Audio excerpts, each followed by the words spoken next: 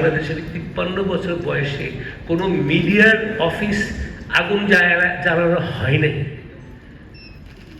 সর্বপ্রথমবারের মতন প্রথম আলো ডেইলি স্টার অফিসে আগুন জ্বালালো কেন?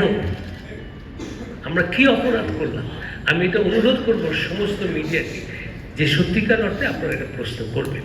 তবে ভবিষ্যতের দিকে আমি তাকাতে চাই, আমি সুন্দর একটি সম্পর্ক আমি মিডিয়ার সঙ্গে তুলতে চাই। সেখানে আমার অনুরোধ থাকবে, প্রথমে মত প্রকাশের স্বাধীনতা হচ্ছে স্টেপ 1, বাট যেটা রাজনীতির দলের সবচেয়ে গুরুত্বপূর্ণ অবস্থান হবে, মানে কি বলবো, ক্রিটিক্যাল মত প্রকাশের স্বাধীনতা। মত প্রকাশের স্বাধীনতা আছে, কিন্তু আপনার আমি সমালোচনা করব সেইটার স্বাধীনতা। এখন সালাউদ্দিন ভাই, you are very friendly to the media because you are out of power. আপনি ক্ষমতায় গেলে আপনি কেমন হবেন সেটা আমরা যখন দেখব, যে আপনি একই রকম উদার, একই রকমভাবে আপনি গ্রহণ করছেন সমালোচনা। আমাদের এই 53 বছরের রাজনীতিতে বড় বড় অভিজ্ঞতা হলো যে কোনো সরকার কোনো দিন তারা ক্রিটিক্যাল জার্নালিজম অ্যাকসেপ্ট করে নাই।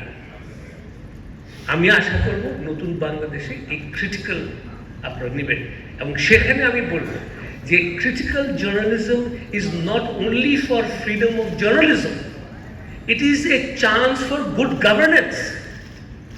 আপনি স্বাধীন সাংবাদিকতাকে আপনি করবেন, নার্চার করবেন, অবশ্যই আমাদের তাতে ইন্টারেস্ট, কিন্তু ইউ মাস্ট বি কনসিয়াস দেন আমি যদি সত্য কথা শুনতে না চাই, I will make mistakes, I will repeat those mistakes because I have never taken critical journalism seriously.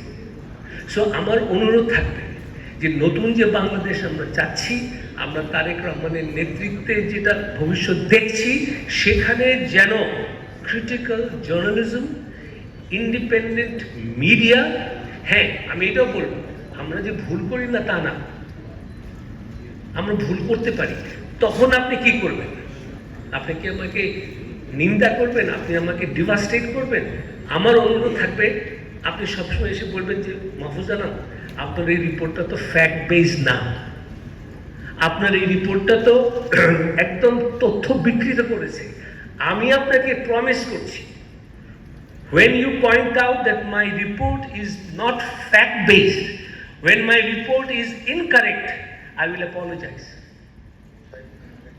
And we do. আপনি দেখবেন যে ডেইলি স্টার সবচেয়ে বেশি অ্যাপোলজি করে sometimes when we do make a mistake. So একটা respectful relationship. আমি আপনাকে criticise করব, উইশিং ইউ ওয়েল সব সময়। আপনি elected government, people have elected you to run the country. আমি কেন খামাখা মিথ্যা তথ্য দিয়ে আমি সমালোচনা করব?